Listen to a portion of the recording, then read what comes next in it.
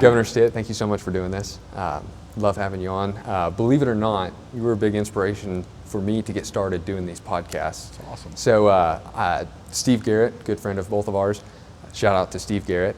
He was kind of one of my mentors growing up, and he had kind of pushed me along the path of a little bit of political aspirations, and I told him that I'd like to start a podcast, and he goes, well, what way would you like to, what would be topics you'd want to talk about? Who are some of the people you'd want to talk to?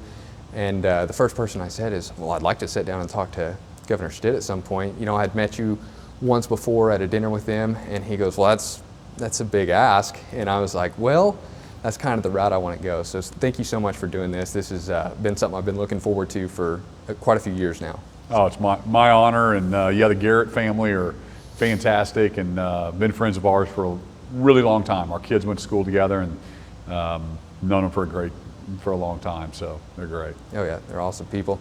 So I know with everything going on now, lots of politics to talk about, but really what I want to focus on is your life journey and how everything has, from childhood all the way to now, to the governor's office, and just kind of take a walk through your life. If we want to start out with where you grew up.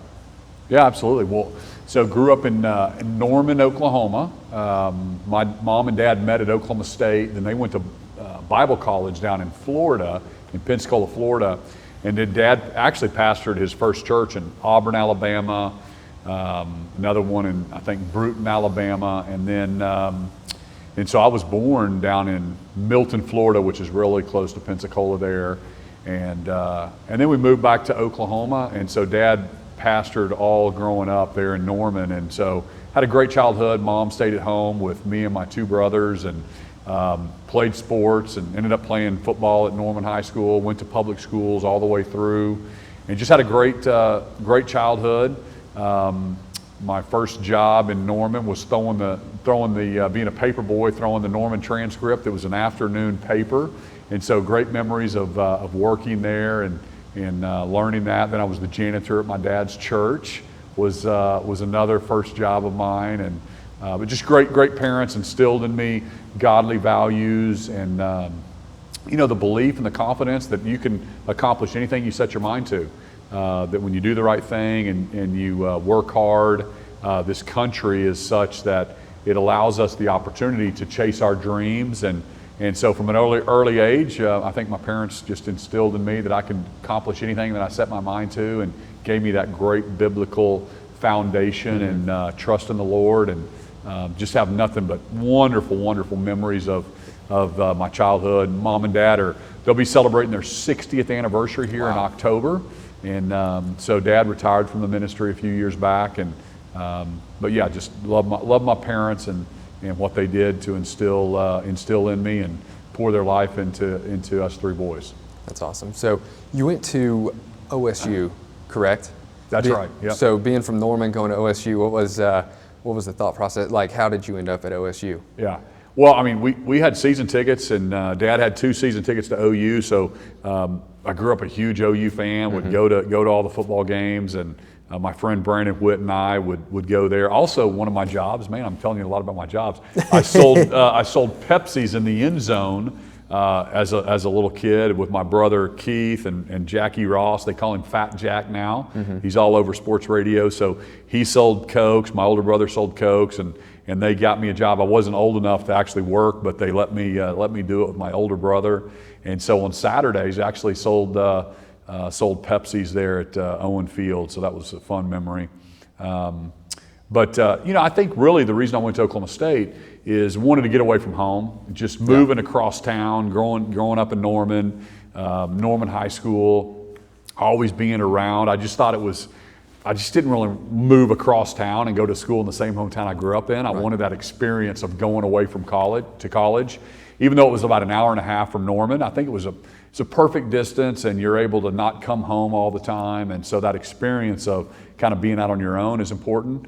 And then the other thing, I wanted to kind of go somewhere where nobody knew me and kind of get my own path through life, and ended up joining a fraternity and loved my time in Stillwater. Loved OSU, loved the Cowboys. Got an accounting degree there, and so further kind of shaped me, gave me a really good business background, which I'm so appreciative of the accounting degree and the great professors there at Oklahoma State. Yeah. What fraternity? So I was a beta Okay. at OSU, and my friend Todd Lechtenberger was a year older than me. I played football with him at Norman High, and he had gone up there and become a beta, and so he had told me all about it. Didn't tell me about all the hazing. I'm probably not supposed to say that here on the... No, that's fine. Yeah. But didn't tell me all that. Told me all the great things that were going on, and then I go up there. I didn't know anything about fraternities, and but had a great time. Made lifelong friends, and with kids, it's just such a maturation process, right? You got kids from Dallas moving up there, and kids from the city, and kids from rural parts of the state. You kind of mesh together in your pledgeship year, and it's really a fun time to meet the guys that are older than you and younger than you, and you're going through this separation. My first roommate was from Fort Smith, Arkansas, William Burglar, and we became good friends. And you just meet some great people there in your 4 years in college. So, what was your first job as soon as after graduation? So, well, the way I paid my way through school was I sold books with the Southwestern Company, and which is kind of a crazy experience, and ended up doing real well. And that kind of taught me how to run a little business, and how to handle rejection, and how to work the sales side. So that was interesting. And then my first job was after graduating. I got an accounting degree just because I thought it was the best business degree to get. I knew I was entrepreneurial, wanted to have my own business, and some of the business people that I knew back home at our church had told me just, hey, get as much accounting as you can because that's going to help you. And so I did that, but I also became a pilot. So I got my private pilot's license, and I thought I wanted to do something in aviation. And so my first job was in Tulsa with a company called Nordam, and it's a big manufacturing in aerospace industry. So I got my first job there, kind of their management training, and loved that, loved kind of getting into the workforce, and that was my first job. Okay, but back to the books, were you like at a storefront, or were you going out door to door selling books, or how did that work? I mean, this is pre-internet book sales, am I right, or just around that time? So what did it look like for you? Yeah, so the Southwestern Company's been around since like 1865. Okay. And they're based out of Nashville, Tennessee. And about back then, I don't know how many college kids do it now, but about 4,000 college kids sold books in the summer. And just great experience, just life experience, super hard. They actually started selling Bibles back in the day. They sold Naves, topical Bibles, if people remember those. And then we sold education books, kind of helped parents with their kids' homework and that kind of stuff. So yeah, it's door to door, straight commission. It's like you hear about kids selling Cutco knives or encyclopedias or something like that. But this company has been doing it for a long time, and college kids will go do it for the summer. So basically, you're learning how to work hard. You're learning rejection. You're learning positive attitude. You're learning how to deal with the emotions of being away from home and doing something that's really hard. So all that was good experience, and you're learning not to quit, because trust me, you want to quit every day because it's super hard. So you're learning to push through things when they get hard, and know that, hey, if I committed to something, I'm going to see it through and I'm going to finish. And so I really look back to the time selling books as something that really shaped me. And then I ended up coming back and recruiting all my fraternity brothers and all my buddies at OU, and then having a team and taking them out and being their student manager. And then you learn how to manage a team. And so that was also part of my experience that I think kind of shaped me through life, learning how to run a business. Yeah, what those guys think about it when you first brought them in. I mean, that's pretty neat. You starting out, towards the bottom, work your way up to where now you're mentoring multiple people. That's awesome. Yeah, I mean, well, some of my best friends today actually went out with me, and we sold books together, and now they're doing other great things. And that company actually, the Speaker Johnson, Speaker of the House in D.C., he sold books back when he was in college at LSU, and he was about my age. Marsha Blackburn, going to be the new governor of Tennessee, U.S. Senator, she sold books back when she was in college. So it's kind of a crazy deal that there's so many kids that did this, and there's people that go on to do, kind of be leaders later on in life. Yeah. Well, if there's anybody out there in college needing to find some extra work to do, might be it's little hard, tip. and but yeah, there's kids. I think they still do it today, and might be slightly different. They might sell subscriptions to help parents with kids' homework and different stuff like that. Okay. So, and then you go into aviation. What was the, what got you into aviation? Yeah, my dad, when he was at, Mom and Dad met at Oklahoma State, and he had got his license when he was in college. And so he hadn't flown for 20 years, but when I turned 16, I took an introductory flight, really liked it. And so my parents got me flying lessons, or I might have taken that flight when I was 15 or so, but they got me flying lessons when I was 16. And so I started flying in Norman at Norman Westheimer Airport, and then ended up getting my pilot's license, soloed at 16, and then ended up getting my license, which is really the first 2 weeks of college when I got to Stillwater. But I mean, you either love aviation or don't. Yeah. But I just love flying, and I've kept it up over the years. I have about 3,100 hours now. Wow. And I love the fact that for business, it's been very helpful. Yeah. Being able to fly and visit our employees and our teams, and recruit more people in the mortgage space just over the years. And I love the fact to be able to fly my friends, fly my family places. Just pilots understand that, and they just get a real sense of accomplishment, being able to have an airplane and the freedom to fly to a location and do the flight planning and all that. It's a fun experience. Right. And so you still fly today? Still fly today. Yep. Have a type rating in a certain type of a plane, and I've got my multi-engine rating, and so it's been a lifelong passion, and it's something I love doing. Okay. And so after you got your pilot's license, go through that, then you get into the accounting world. What did that look like for you? Well, I never really did accounting. Okay. So my first job was at Nordam, more in the management training side.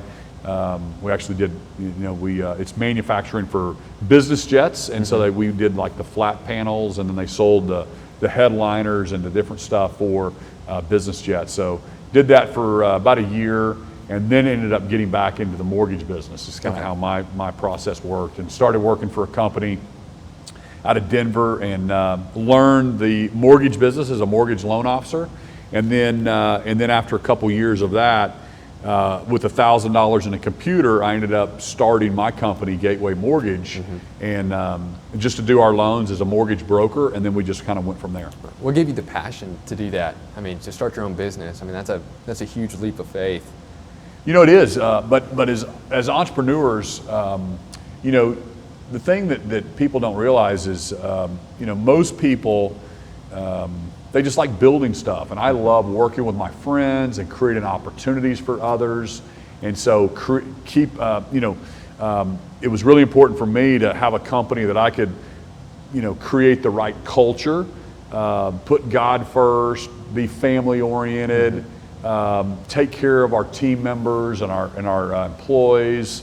And so those are really the things that drive me is creating opportunity for others, and then growing. I love growth. Right. And if you do all those things right, you take care of your customer, you take care of your employees, you take care of your team and the environment and everything that you're focused on, then the money's going to come. Yeah. And you're going to do just fine, because you're going to be able to go compete. And I think that's the cool thing about business, is you get to go compete with others, and you get to try to deliver better services and be efficient.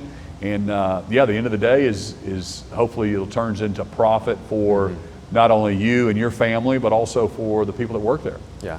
So you said you started out with $1,000 and a computer. What was it like to scale from starting out with just that and scale your way up? What was that like? Like, kind of walk us through that journey. Very, very interesting. You are. Well, first off, yeah, I mean, it's so scary at first, because you just run a little office and it's just you, and then you hire one person and then another, and just over time, I'm kind of a person that, the analogy I love to use is like, let's say there's stairs going up to the second floor. Everybody wants to get to the second story and get to that next level in business or in life. But really, you can't jump all the way up there. You just have to take one step at a time, right? So once you take the second step, you can now see the third step. And each step is just easy. Anybody can do it. Anybody could have taken $1,000 in a computer and started the company. And then once you're there, then you take the second step, and then you take the third step. And pretty soon you look up and you're halfway to the second floor, and then you're on the second floor. The Bible says with all labor's profit. And so over time, people look at, I remember in the book, Sam Walton's book, when he built Walmart, he said people look at him now and they're like, oh, this is an overnight success.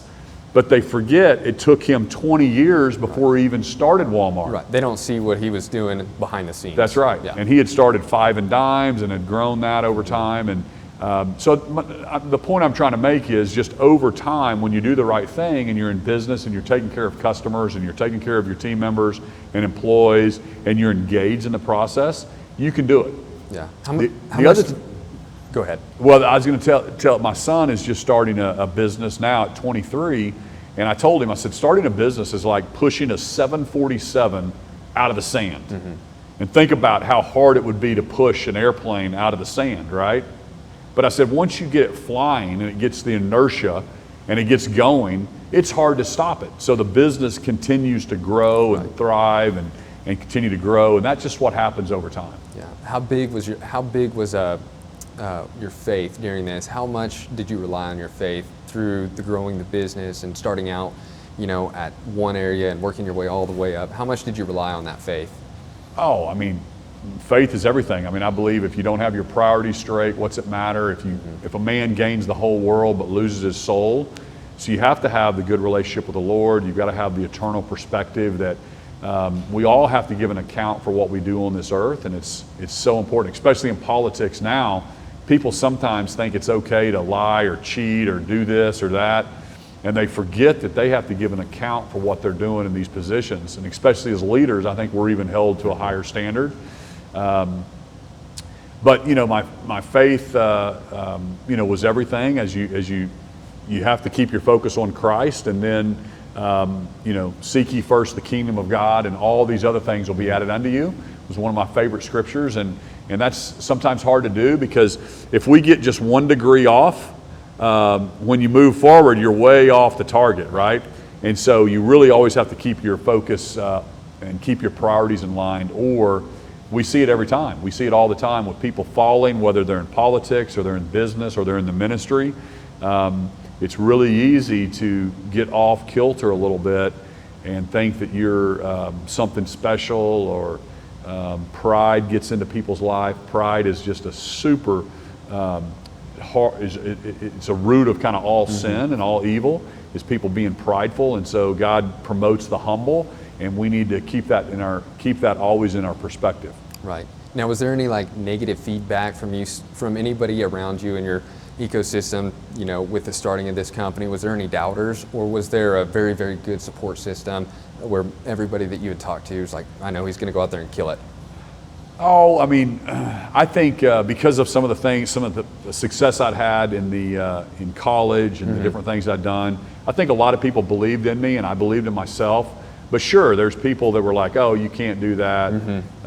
There's no possible way. This is so hard, especially as we kept trying to get into other things, get into servicing. We ended up buying a bank later, doing servicing of loans. Everybody said you couldn't do that. We built a $20 billion servicing portfolio. So there's always going to be naysayers. Yeah. And even if they don't say it to your face, they're kind of thinking it or something. But I listen, it wasn't always easy. I tell people we almost went out of business in the financial crisis. It was super hard. But I believe that the person that stays the longest wins. And you can't jump industries, you can't jump careers. So that's the fortitude of, hey, it's not over until I win. Yeah. I'm going to keep going. I'm going to keep going. I'm going to be persistent. And just over time, good things are going to happen. When you fully commit, providence follows also, is also a famous saying that I believe. I think you always have to just commit up here. And, Arnold Schwarzenegger talks about that as well. Just until you become the best at something, you can't move on to another industry. Yeah, absolutely. And so at what point did you meet your wife in this journey? So I was working at Nordam. I'd already moved to Tulsa, graduated from Oklahoma State, and started going to this little church there in Tulsa. And Sarah grew up in Tulsa. She's the oldest of 4 siblings, and she was homeschooled all the way through. And so she was going to this little church, and met her there, and it was love at first sight for me. And you said homeschooler? Yes, Sarah was homeschooled. Homeschool. Yep. You were homeschooled too. Homeschoolers, the goodest. Yes, yes. That's right. So yeah, we met, started dating. She was 19, I was 24, and we got married. About a year later, nine or 10 months later, I was 25, she was 20, and started our journey together. We've been married now 28 years. Yeah. It's just crazy. Yeah. And so she went through the build-up of the company. She was with you through all of that. And so how big of a rock was she during that time? Yeah, she reminds me that I started the company, I say with $1,000 in the computer, and she reminds everybody, and a pregnant wife at the time. So obviously she's my best friend, my rock. She's certainly been there with me the whole time, and encouraging me, praying for me. There's nothing like a prayerful, praying wife that can really ground you and keep you honest. And obviously, I tell people when the Holy Spirit speaks to me, it sounds a lot like Sarah. Oh, okay. So she's always kind of giving me good advice. That's awesome. So as the company grows and you grow larger and larger, more success, when does the public sector become a thought for you? When do you start mulling that around? Yeah, so that's kind of interesting story. So I was in college, and I hadn't even graduated yet. I was in Stillwater, and my mentor back on the books deal told me to write down my lifetime goals. Just dream big, whatever you have on your mind, write them down. And Lou Holtz kind of made this famous, the famous football coach. So I start writing my goals down, and goal number 8, I write down, become governor of Oklahoma. And then I remember thinking, there's no way. Just putting it right out in the universe. I wrote it right down, and then Wow. I thought it was too big. There was no way. Yeah. My parents weren't rich. We didn't know any governors. And so I erased it, and I remember writing, have dinner with the governor. Now I get to have breakfast, lunch, and dinner with the governor. No doubt, no doubt. But I think the point is that it was in my heart, and I was thinking about it. Right. And then I didn't tell anybody because I didn't like speaking in front of people. I didn't like big public events. I wasn't political. But I know God had put it in my heart. And then when I decided to run for governor, which is another story, my mom goes and finds an old baby book of, you ask your son or daughter what they're going to be when they grow up. And in there, she had written governor of Oklahoma. And she didn't remember it. Nobody remembered it. Wow. But she had written when I was probably 4 or 5. I had told her I wanted to be governor. And so anyway, my point is, it was in my heart, but I never shared it with anybody because I was super shy and it just seemed like too big of a dream. Yeah. And so, and then in 2018, I just felt like a download from the Lord that it was time to run for governor. Yeah. And I had to Google when is the governor's race, and I was very scared, but I decided to obey that and put my name out there, and the rest is history. So not only you, but your mother had also written that down at one point in time. I mean, that's right. Isn't that crazy? That's wild. Yeah. Yeah. And then you can ask Sarah, my wife. I'd never told her that I wanted to run until I said, hey, I got to tell you something. I said, I feel like I'm supposed to run for governor. And she was like, what? Yeah. And because I literally wasn't political, and other people are like, oh, well, the city fathers asked me to run for politics. No, that's not. Nobody knew I was going to run. Wow. I simply made a decision, March 20th of 2017, I was going to run for governor, and then ended up doing it. What was that journey like, just from day one, deciding you're going to run for governor, and then the process up to election day? Like, I mean, I know that's a big gap, but can we fill that in with just a little bit?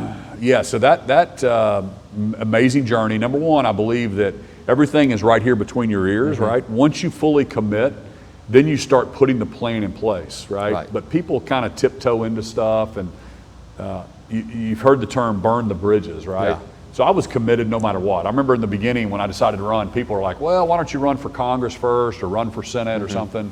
And I said, listen, I don't care if George W. Bush gets in this race, I'm running. Yeah. Because I feel like I'm supposed to. And I said, I don't know if I'm going to win or not, but there's wild horses couldn't keep me from running. I'm running. Yeah. I was 100% committed. Well, then once that happens, I went and all I knew is I need to hire a campaign manager. I'd heard of that. Yeah. So I started looking and asking people, and everybody had already picked up all the campaign managers locally, so I had to go out of state and hired a strategist and then campaign manager. Had my buddy, actually was my campaign manager. Didn't know anything about politics. He stepped down from his company to help me run. And then you just put the team in place. I outworked everybody. Yeah. I went to all 77 counties, and my message was really clear. Hey, I'm not a politician. If you want a politician, here's the other 10 people I'm running against. Right. But if you want someone, here's my resume. And I think that's something really interesting. If we're hiring the CEO of the state to manage a $40 billion business, 30,000 employees, we never look at their resumes.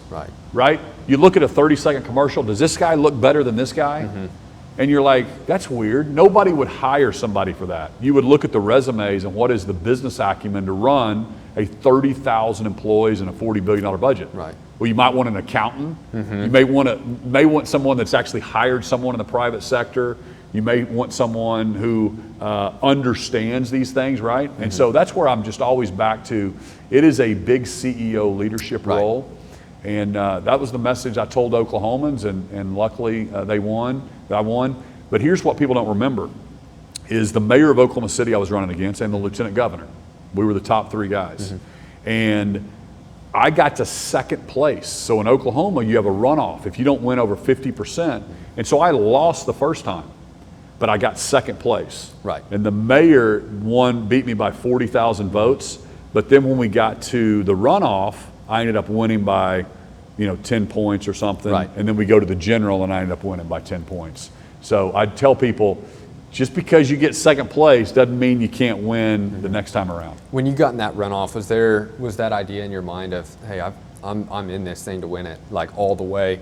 Like, was there some of that going on? 100%, Yeah. because in Oklahoma politics, I knew I had to get to second place to get in the runoff. Right. And but people in Oklahoma City thought, oh, the Oklahoma City mayor is going to win it.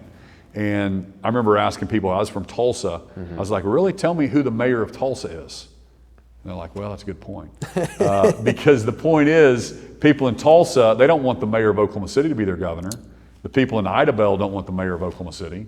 The people in Podo. So a mayor of Oklahoma City has not won the governorship since like 1921. Yeah. Or I think statewide maybe.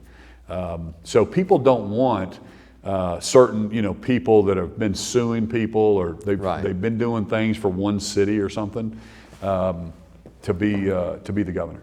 Yeah. So especially coming in as a businessman, coming in to take over the largest business around, like for the state, take care of all the business for the state.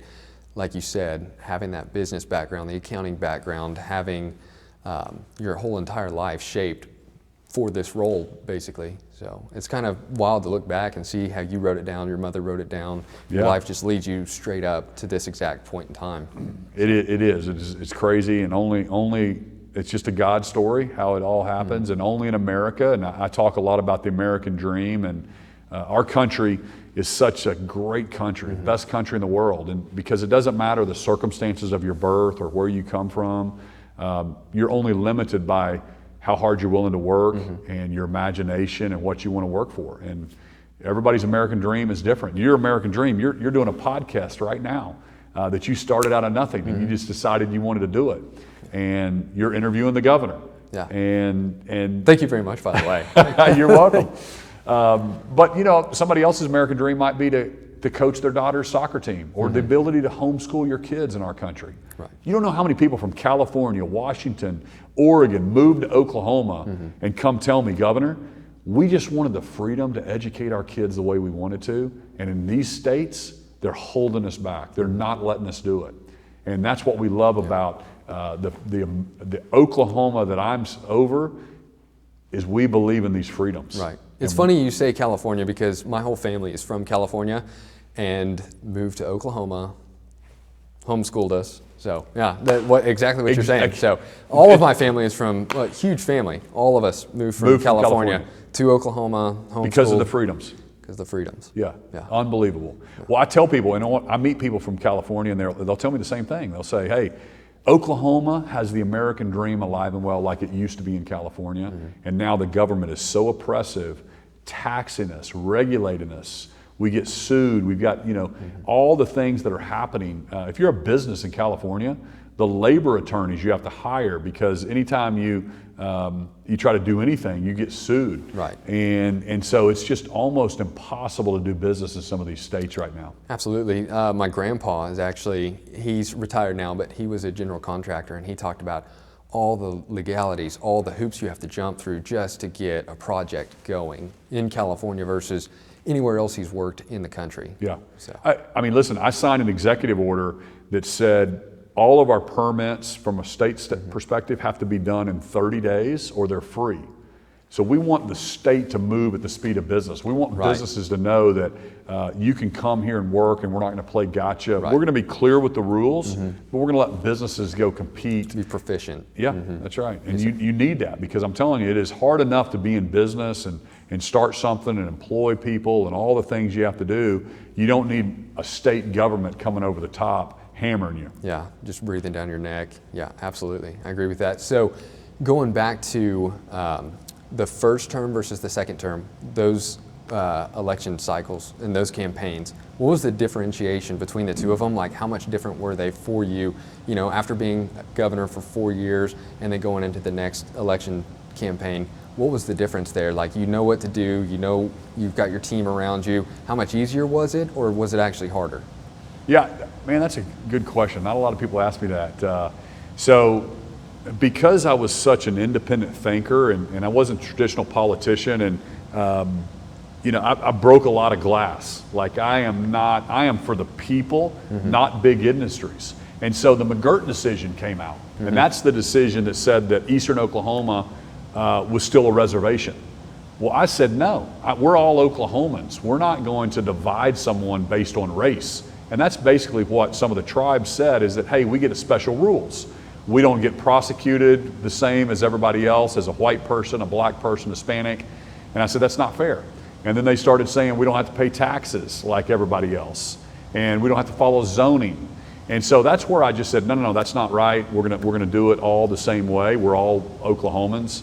And so at that point, when I ran for re-election, there's a lot of those established groups that really try to take me out. People don't remember this maybe, but all the negative ads that they ran against me, probably $50 million worth, there were billboards and all this kind of stuff coming up. And that's why Oklahomans they're always so smart, they can see through some of these things, but they literally tried to tear me down. And 50 million spent in Oklahoma is the equivalent of about 700 million being spent in Virginia. Wow. Because of the media buys, et cetera. So it was unprecedented.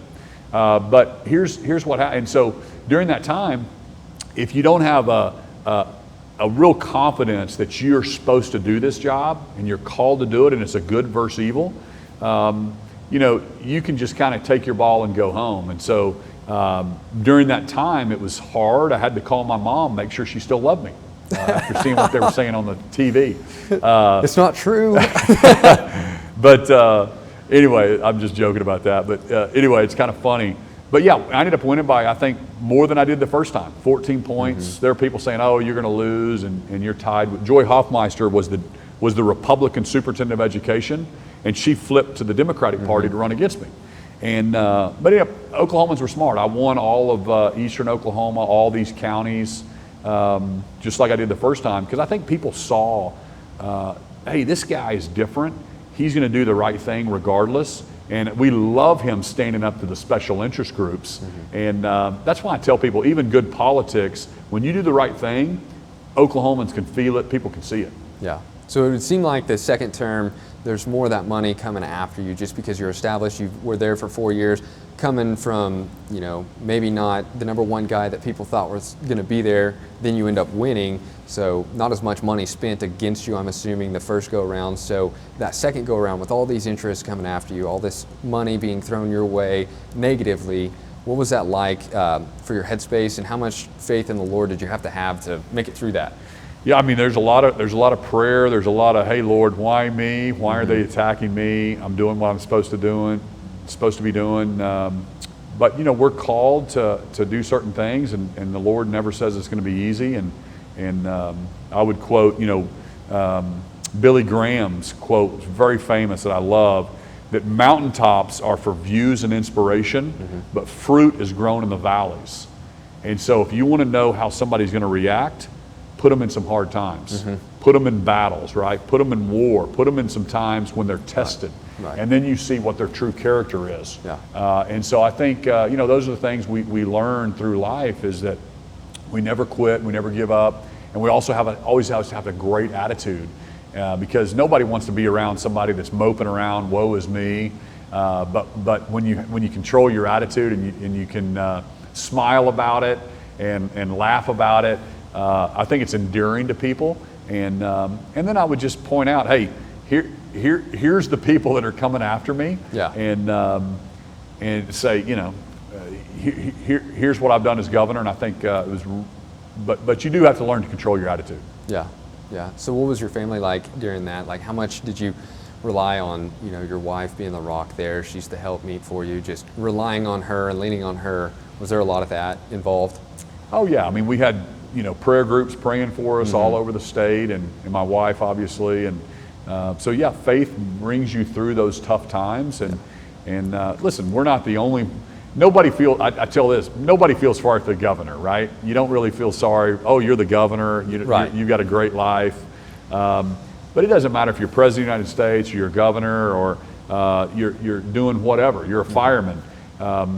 We all have to learn to be peaceful and have joy and have a good attitude, and have a great family life, and have great friends, and try to raise our children the way that we're supposed to. And so that doesn't change no matter where you are in life. If you lose that perspective and you start serving the fact that you're this or that, that's when you lose your way. So I've always been, Sarah's husband and my kid's father, and I'm a son to my parents, and a brother, and a friend, and I'll be that long after I'm governor, right? So I think it's just keeping yourself in perspective. Absolutely. So as your time of governor, is there anything, looking back on the 8 years you were in office, is there anything that you would want to have done, or anything like leaving office, there's some things you wish you would have been able to accomplish, or do you feel like through your 8 years as governor that you've accomplished exactly what you wanted to?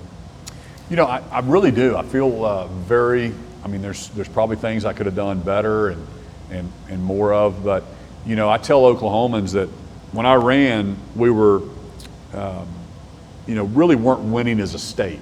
In other words, we had zero money in savings. We were having teacher walkouts. You were probably too young, but 2018, there were teacher walkouts, $1 billion budget deficits. You remember all that? Oh yeah, so I was just, getting out of high school and everything, and everybody was talking about the teacher walkouts, and my mom's like, see, that's why we homeschooled you, so we never walked out on you, That's funny. No. Well, I was living the American dream. I was traveling with my business, and I was like, what is going on with my state? Like, we've got teacher walkouts, no money, $1 billion budget deficits, all this fighting at the Capitol. And 8 years later now, because Oklahomans elected a businessman governor, we have the largest savings account we've ever had, $3.7 billion with a B that I'm turning over to the next governor. Went from 0 to $3.7 billion. And then we've given our wonderful teachers a pay raise 3 times. We're winning more economic development than ever, more people moving to Oklahoma than ever before. Because 8 years ago, everybody was moving to Dallas for jobs. Right. And now we've got more people moving to Oklahoma than Oklahomans moving to Texas. That's amazing. Right. And so Oklahoma is winning as a state. That's something I'm very proud of.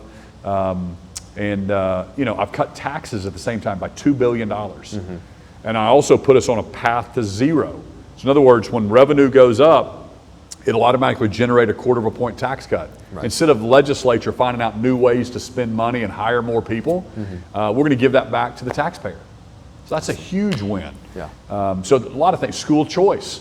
putting parents in charge of their kids' education, and letting them to take a tax credit to go to a Christian school or private school or STEM school. We've taken advantage of that. So we take our daughter to Lincoln there in Tulsa. And so, yeah, absolutely. You're welcome. Yeah, thank you. So that is something that, hey, you don't have to take your kid to Lincoln. We're putting more money in public education than ever before, but we also don't want to stand in the way of you as a parent's decision to say, hey, Lincoln is a better choice for my son or daughter, right? We did open transfer.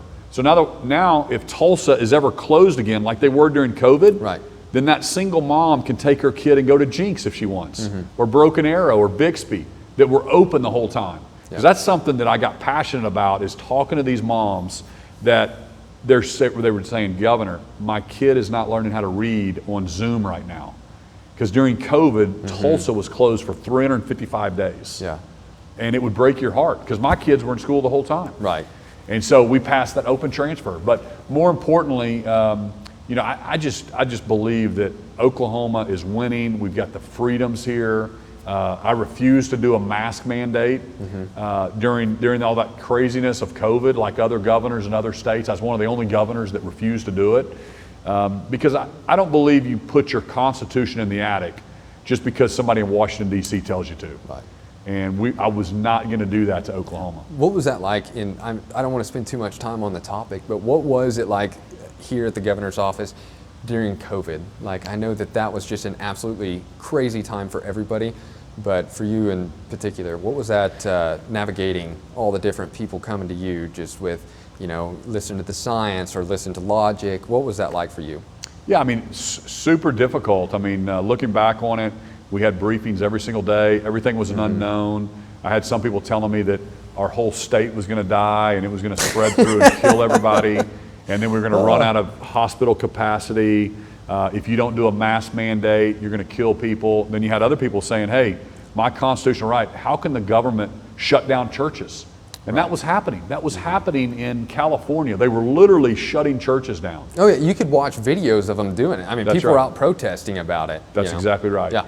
And so basically, I came to the conclusion that we have these freedoms.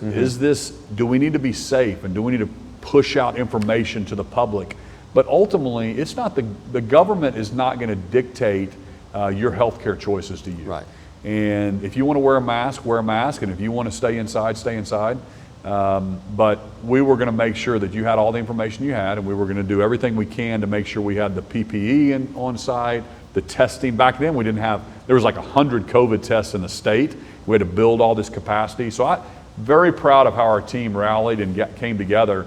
But we were going to keep our economy opening. And you don't know how many people, restaurant owners, have come up to me and said, Governor, I just opened this restaurant. I just taken a loan, our whole family savings. And because we lived in Oklahoma and you didn't shut things down, I'm in business today. Right. And I have other people in other states that their friends were like, we were forced to go out of business. And that costs jobs, cost everybody livelihoods. Yeah. Think about all of the kids that were shut out, and were shut out of schools and not able to learn. I mean, it was just, when government tries to fix one thing, they break 25 other things. Right? And so that's kind of the way. I mean, I've grown up in Oklahoma. I know how Oklahomans feel, and I feel like we did that well. Yeah, absolutely. Yeah, thank you for that. And now that you're transitioning out with the successor coming in, how do you feel about the opponents that are out there? How do you feel with who might be your possible successor? Are you feeling confident with who you might be leading this office to? Well, first off, August 25th is the runoff. Hopefully this runs before then, because the next race is really important. You've got to get out and vote on August 25th.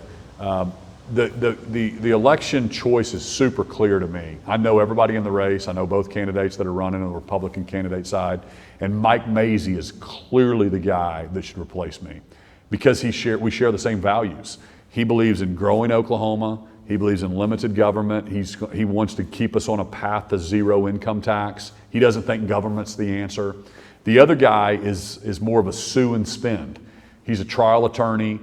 His go-to is suing farmers and ranchers. He just sued to stop economic development. It's about promoting himself. And then spending. Everything's about, oh, well, we need more spending. We need more government. We need to do more money in mental health. We need to do more money here. We need to do more money here. So it's a sue and spend strategy that I don't agree with. And that's why I think Mazzie's the right guy. Okay.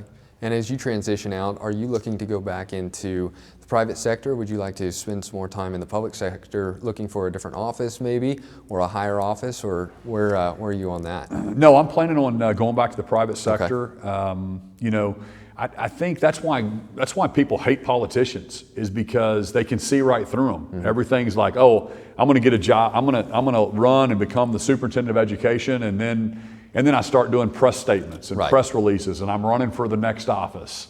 And people hate that. They want them, if you're elected to do a job, let's do the job you're in. And I believe if you do that well, Oklahomans would beg you to run for another office. Right.